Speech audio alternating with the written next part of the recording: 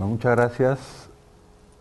En primer lugar, quiero felicitar a los autores. Creo que son excelentes documentos de sistematización que se han planteado, y quiero también destacar la complementariedad en los trabajos. Yo creo que, de la lectura conjunta tanto de los estudios y papers de Pedro y Edmundo, como de los análisis de caso de Vanessa y otros que no se están presentando ahora, yo creo que hay un insumo importante y que está bastante articulado, ¿no? Tanto en la discusión teórica primero, de los balances, de los conceptos sobre economía, crecimiento verde, sobre la relación entre este crecimiento verde y la inclusión, donde ambos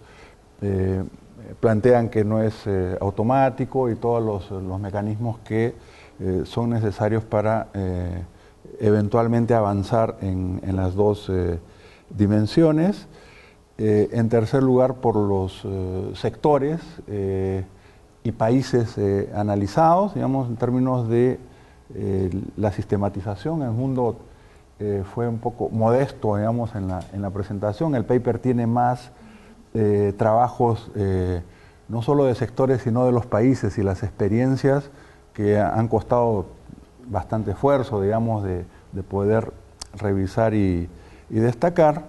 Lo mismo en el caso del trabajo de Pedro y la aplicación a los casos nacionales.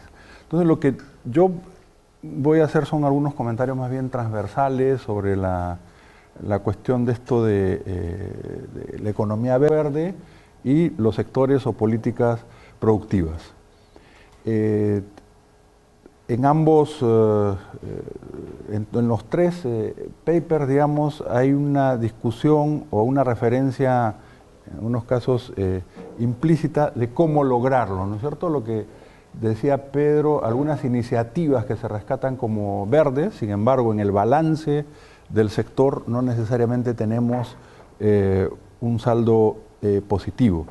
Pero en términos estructurales, ¿no es cierto?, se necesita, para que se busque o se consiga este crecimiento verde, cambios estructurales en estos sectores productivos, lo que no es una tarea de corto plazo, ¿no? Está ese paper de Cosby y Ocampo, por ejemplo, donde hacen un análisis, una discusión sobre las limitaciones que esto tiene, sobre todo en términos del corto plazo, que viene a colación con lo que Pedro señalaba, bueno, una economía verde o avanzar, salvo quizás el caso de Corea, digamos, como más énfasis en las políticas, pero con las limitaciones que también tiene.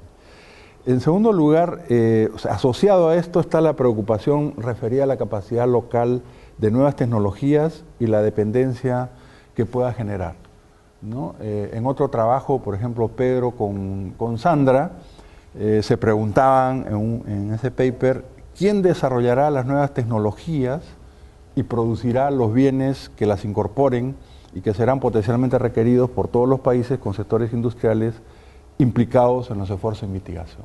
O sea, ese tema, digamos, de la capacidad local de generación de tecnología o avanzar hacia un crecimiento verde es muy complicado, puede crear esa dependencia y va a variar mucho. Yo creo que hay un aporte importante también a partir de la tipología o esta heterogeneidad que Pedro señalaba para la construcción de escenarios.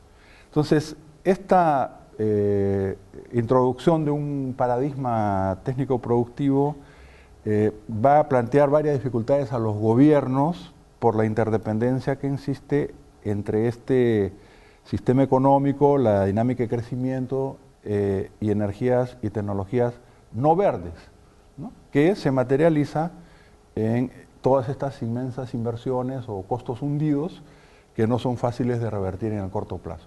Lo que señalaba Pedro de todos estos activos materiales asociados, entonces no es fácil avanzar en ese proceso. Y las urgencias de crecimiento económico y reducción de la pobreza que tienen los gobiernos, ¿no? Que los lleva a la legitimidad, digamos, de ignorar los costos y la evidencia de los riesgos climáticos y ambientales. Entonces, ahí los vectores como que pueden separarse, ¿no? Por atender la reducción de la pobreza y el elemento de equidad, no necesariamente eso se hace con políticas que estimulen la economía verde, y menos en el corto plazo, cuando los políticos tienen periodos cortos y no ven esta dinámica hacia el futuro. También hay algunos riesgos identificados, por ejemplo, el caso de trabajos de COR, la tendencia a unilateralizar lo ambiental, a tratar a todos los países como iguales, o el uso de los estándares ambientales como nuevos mecanismos de protección ambiental, Border Carbon Adjustment, la huella de carbono, la huella de agua, las certificaciones de calidad, barreras que muchas veces son certificaciones privadas que ya están complicando, digamos, o pueden hacerlo en mayor medida en el futuro a las exportaciones de países como los nuestros, ¿no? Ahora, la economía verde, en el planteamiento de resolver el problema de la desigualdad, no debería tampoco reproducir un patrón comercial norte-sur.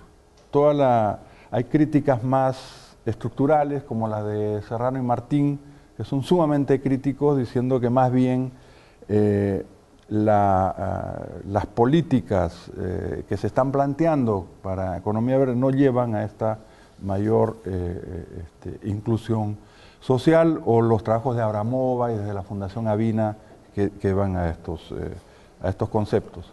Más las posiciones oficiales de los países, lo que hablábamos aquí antes de empezar, el caso de Summa Causa y de el buen vivir, el caso de Ecuador y Bolivia, que son críticos a estos conceptos. Entonces, en la discusión o en la posibilidad de aplicar estos mecanismos, hay una dificultad también política planteada en este elemento. Entonces, me parece muy importante la tipología que plantea Pedro, digamos, para hacer el análisis de los escenarios, que uno de las grandes economías diversificadas con base industrial y peso relevante commodities, caso de Brasil, México y Argentina. Dos, las economías medias y pequeñas basadas en recursos minerales, caso de los países andinos. Tres, las economías pequeñas basadas en productos agropecuarios como Paraguay y Uruguay. Y cuatro, las economías pequeñas con participación relevante en manufacturas, turismo y otros servicios en el producto de exportación como Costa Rica, Panamá, países centroamericanos. Me parece clave el tema de la tipología en términos de también las posibilidades de impulsar o de implementar políticas verdes, enfrentando a los escenarios que señala Pedro, el más optimista, el más pesimista. Al final, en la sistematización del paper, señala algunos lineamientos de implicancias o de respuestas que podrían darse en cada caso. Y ahora Edmundo también en el paper hace esa diferenciación, digamos, de lo que pueden ser experiencias positivas en el caso rural, en términos también de políticas que tienen que ver con servicios ecosistémicos, que más claramente estarían ligados a elementos redistributivos positivos, distinto al caso más bien urbano, donde hay esas limitaciones y restricciones que se han señalado tanto en el análisis de caso como en el de Pedro, ¿no? Ahora, hay este debate o esta discusión entre el tema de los sectores y la estrategia de desarrollo, ¿no? ¿Cómo pasar en la tipología que hace Pedro? Fundamentalmente estamos con economías dependientes de recursos naturales. ¿Cómo pasar de estas economías primarias exportadoras a una diversificación o a resolver este tema de que generalmente este tipo de estrategias han tendido a concentrar o por lo menos a no resolver el problema distributivo? Entonces, las políticas sectoriales verdes, cómo se incluyen en un esfuerzo de estrategias exportadoras más de diversificación o de salir de estas políticas. Ahí está todo el debate con el llamado neoextractivismo, donde incluso señalan que las políticas sociales no necesariamente son redistributivas y las dificultades de una nueva matriz productiva, exportadora. Allí también hay un problema porque si queremos pasar a un modelo ideal posterior, o sea, muchos de nuestros países no pueden dar ese salto automáticamente porque hay una gran dependencia de esos recursos naturales y que se va a mantener de una manera sustancial, ¿no? En segundo lugar, si uno fuera hacia políticas industriales o la búsqueda de políticas industriales para esta diversificación, hay algunos márgenes de maniobra, pero también creo que habría que considerar los países que han suscrito tratados de libre comercio, donde allá hay un doble elemento. De un lado, estándares ambientales que se elevan y que uno podría decir son compatibles con la inclusión de estas políticas verdes, porque permiten, digamos, un mayor respeto de inversiones incluso en sectores productivos, como el caso de minería y otros que tienen que cumplir con ciertos estándares. Pero al mismo tiempo hay alguna reducción también de los márgenes de maniobra para ciertas políticas que se podrían impulsar para una diversificación, ¿no? El tema de compras públicas, el tema de propiedad intelectual y otros, en fin, que pueden avanzar en ese tema. El otro aspecto es el tema de las cadenas productivas. ¿Qué conexión hacemos, digamos, o no hacemos en todo este tema de las políticas verdes respecto a los planteamientos de este paradigma, digamos, de la búsqueda de inserción en cadenas productivas globales, regionales, que pueden darse? ¿Cuál es el componente de instrumentos o componente verde en este tipo de cadenas? Uno vería que no necesariamente están yendo en esa dimensión, propuestas como las de CEPAL últimas, digamos, que trata de ligar este fomento de cadenas de valor con los procesos de integración. Pero el tema verde, digamos, no aparece en una dimensión como la que se requeriría para abordar estos aspectos, ¿no? Y las críticas que también hacen autores como Mikfeld, digamos, de la diferenciación entre lo que es una política industrial ambientalmente amigable con una política ecológica industrial como tema sistémico, que acompañe todo el sistema de producción. Y allí hace el ejemplo de las energías renovables en Alemania y los límites y posibilidades que también tienen los procesos, ¿no?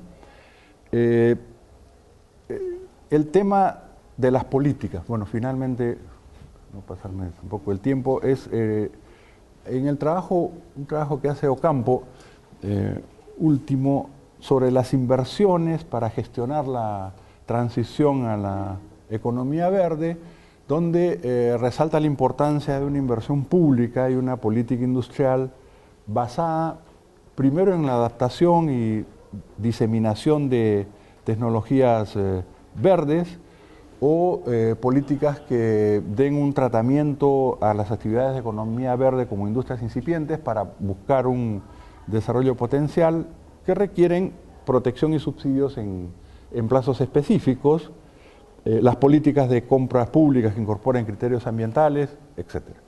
Pero el tema nuevamente es si hay una posibilidad real de avanzar sustancialmente en estos casos de economía verde hacia adelante. Entonces, a mí me parece, para terminar, que lo que podríamos hacer, ya pensando también en lo de la red, creo que basado en los escenarios que ha desarrollado Pedro, en los trabajos que hay de estructuras de casos, ver cómo podemos responder hacia adelante haciendo estos balances sectoriales, digamos, ya no solo las iniciativas, sino de los sectores para países de América Latina que enfrentan distintas dificultades en ese proceso, ¿no? Es muy distinto estos países como los nuestros, mineros, exportadores de países más con base industrial, como el caso de Brasil, y cómo pueden enfrentar estos escenarios que se vienen hacia adelante, ¿no? Bueno, okay.